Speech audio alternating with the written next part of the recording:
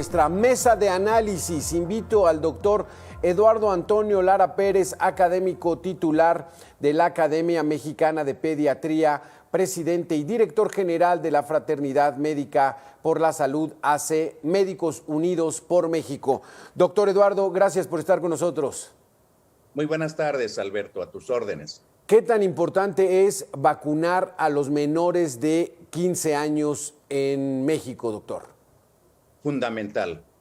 Es prioritario y creo que nos hemos tardado bastante si tomamos en cuenta que es un grupo de edad que tiene cierta movilidad, que no depende tanto de los padres, y es una forma de evitar contagios, evitar desarrollo de nuevas cepas de virus, en fin, prioritario. Ya en otros países se está vacunando a niños menores a partir de los 5 años de edad. Esperemos que pronto se haga también aquí en México.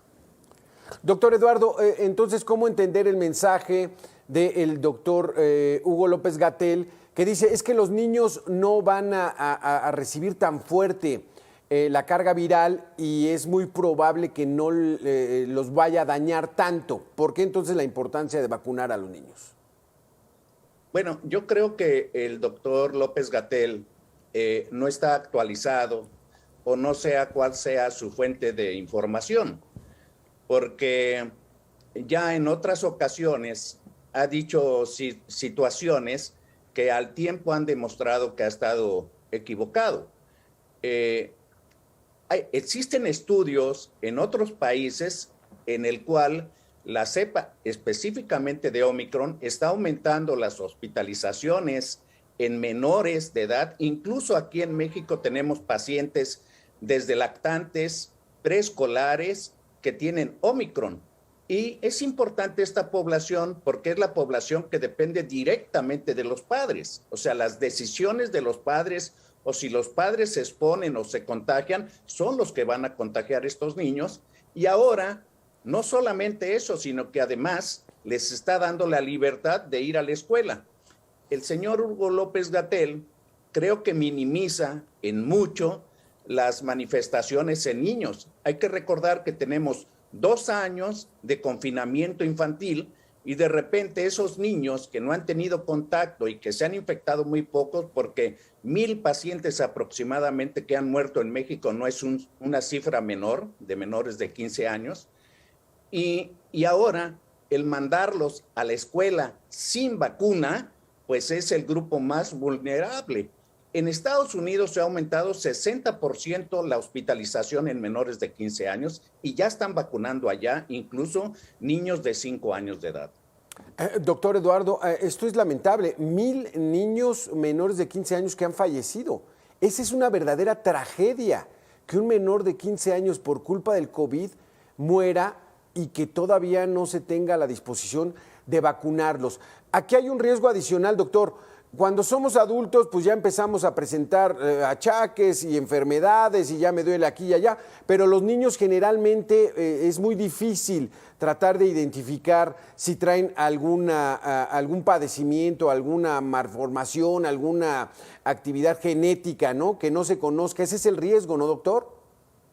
Sí, en algunos casos, pero hay que tomar en cuenta que incluso no están vacunando a niños que tienen esas circunstancias. Por ejemplo, niños cardiópatas, niños con enfermedades inmunodepresivas o pacientes trasplantados o con enfermedades crónicas o degenerativas, pues tampoco se han vacunado. Sí. Entonces, si tomamos en cuenta, además de que ahora se les dice, si te sientes mal, no te hagas la prueba, menos vamos a saber si ese niño en plena pandemia tiene o no coronavirus. Aquí sí le preguntaría, doctor, el balance del manejo de la pandemia en nuestro país. Más de 300,000 muertos, más de 4 millones de contagiados, cifras oficiales, el muestreo que nos entregan todos los días, pero ¿cómo ha visto este manejo de la pandemia? Bueno, es un poco difícil dar una contestación absoluta porque ciertamente todos los países estamos sufriendo esta pandemia. Pero yo quiero irme más a los hechos. Por ejemplo, sabíamos desde el inicio de la pandemia que Europa iba desfasado en tiempo, o sea, primero empezaron en Europa y teníamos semanas en tomar las medidas necesarias para hacer un plan de acción, el cual no se ha realizado.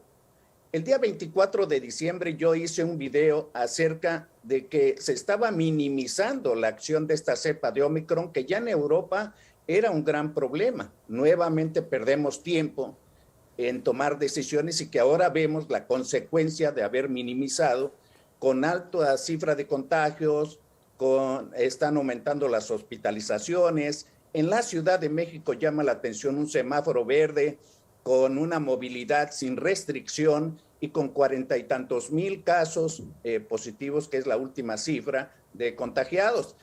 Hay varios hospitales en la Ciudad de México que están llegando a su límite de ocupación. Entonces, no podemos pensar que se han hecho las cosas adecuadas en algo que es prevenible, predecible, y que al parecer las variables que se toman en cuenta son solamente las personas que fallecen, los que se hospitalizan, y tal parece que a la Secretaría de Salud pues no le interesa la salud, sino se vuelve una Secretaría de la enfermedad. Entonces, ¿qué pasa con todos los demás que están sanos y cómo pueden cuidar su salud?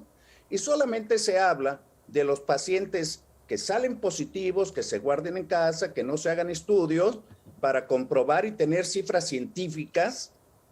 Pues yo creo que sí, a mí me deja una gran tristeza, porque no solamente son los 300 mexicanos, según cifras oficiales, que han fallecido, sino son 300 familias que se han enlutado. Muchos de ellos han dejado huérfanos, no solamente los padres, padre o madre, sino también los abuelos que cuidaban a esos niños. ¿Y qué va a pasar con estos huérfanos de la pandemia? Entonces, hay una serie de situaciones que deben de analizarse, y como México es un país de tantos contrastes, se necesita tomar decisiones locales por un equipo multidisciplinario que garantice tomar la mejor decisión en su localidad, sí, para saber si hay movilidad o no, si hay clases o no, claro, y cómo es la vacunación, etcétera. Sí, sí, porque, híjole, doctor, déjeme presentar también al doctor Alfredo Muraita, médico pediatra, infectólogo. Alfredo, muy buena tarde, gracias por estar con nosotros.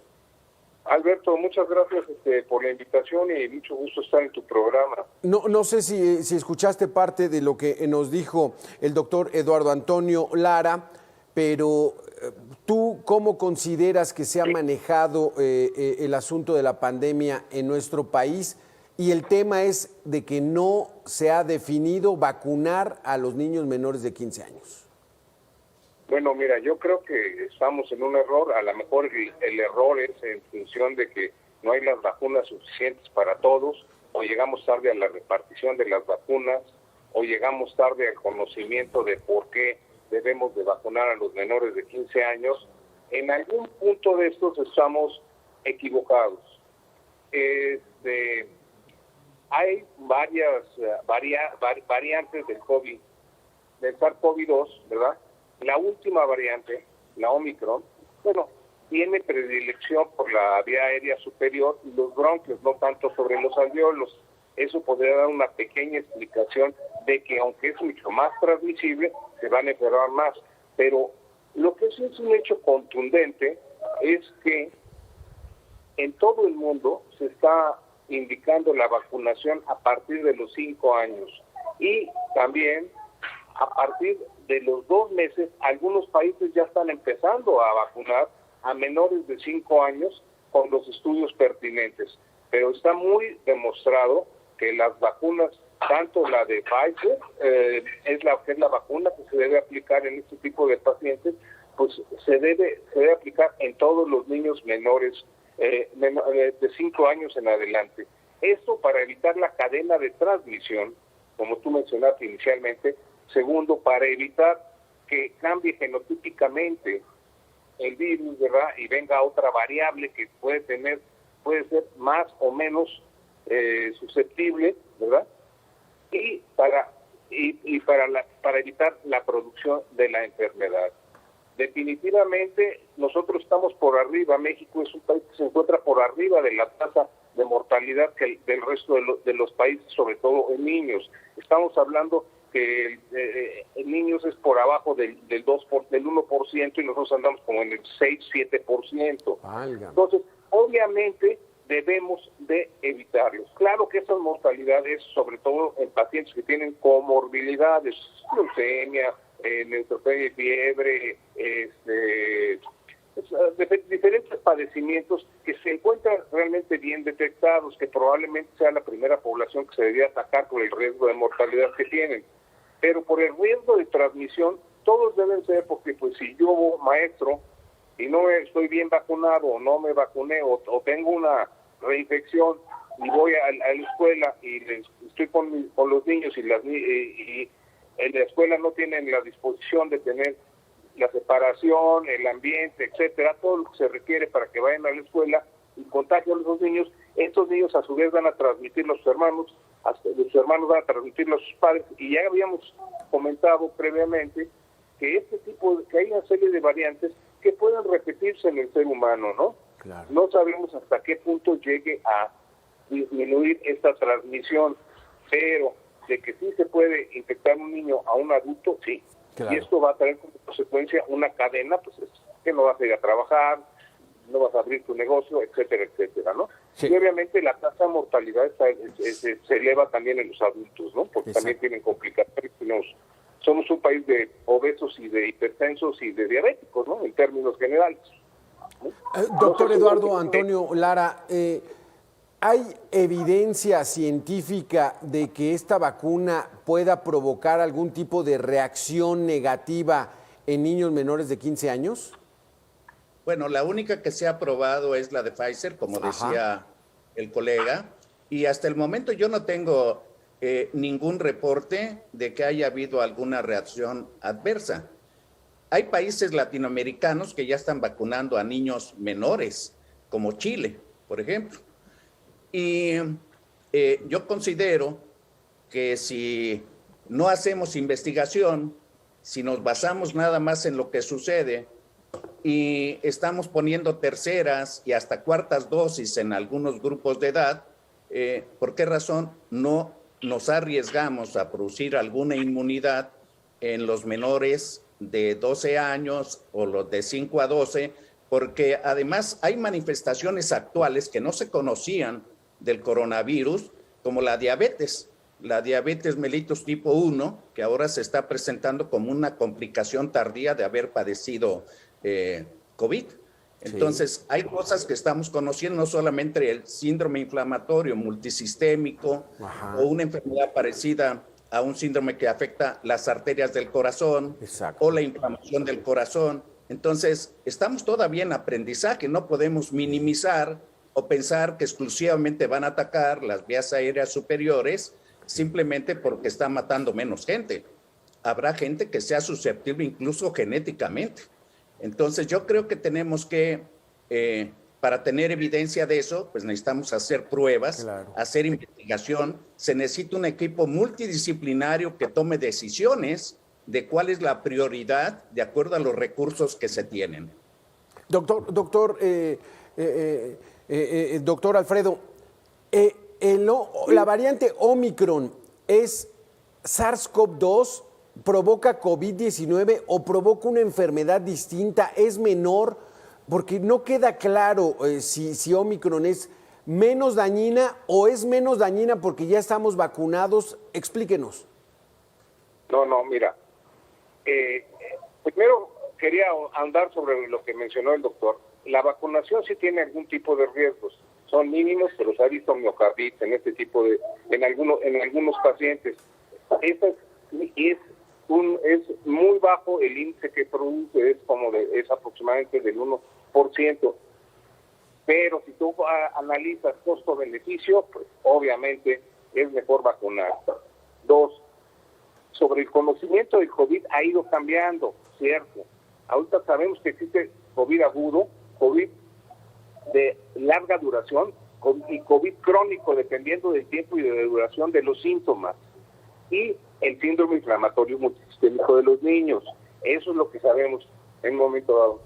La variante Omicron es la misma del SARS-CoV-2, pero con variantes genéticas que van cambiando, pues que una piernita, por decirte algo, sea más larga que otra, o sea, hay determinados cambios en su RNA que hace que en un momento dado esta variante tenga acceso a unos sitios específicos en el organismo, ¿verdad? O sea, para que entre el microorganismo tiene que tener un receptor específico. Entonces los receptores específicos van cambiando en un momento dado según los cambios evolutivos genéticos. Ajá. Es una manera de defenderse de los virus, de las bacterias y de todo el mundo. Es un cambio genético que se da. Entonces, si es lo mismo, es exactamente lo mismo y van a seguir apareciendo variantes. Okay. No sabemos cuál va a ser el comportamiento. Entonces, la variación que tiene el virus es por ingresar a los organismos, doctor Eduardo. Busca ingresar a los organismos para dañarlos, pero ya adentro provoca el mismo daño, por ejemplo, si la gente no está vacunada, el mismo daño que provoca Delta o las variantes anteriores, ¿así es? Sí, disminuye o aumenta el grado de diseminación, pero es importante que la virulencia del virus tiene un contrapeso con la inmunocapacidad de cada persona. Entonces, van a existir variables mientras no se vacune a la población mundial.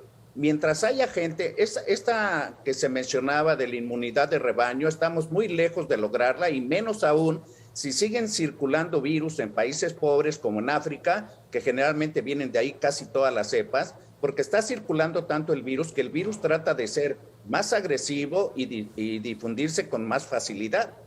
Entonces, el reto es vacunar a la población.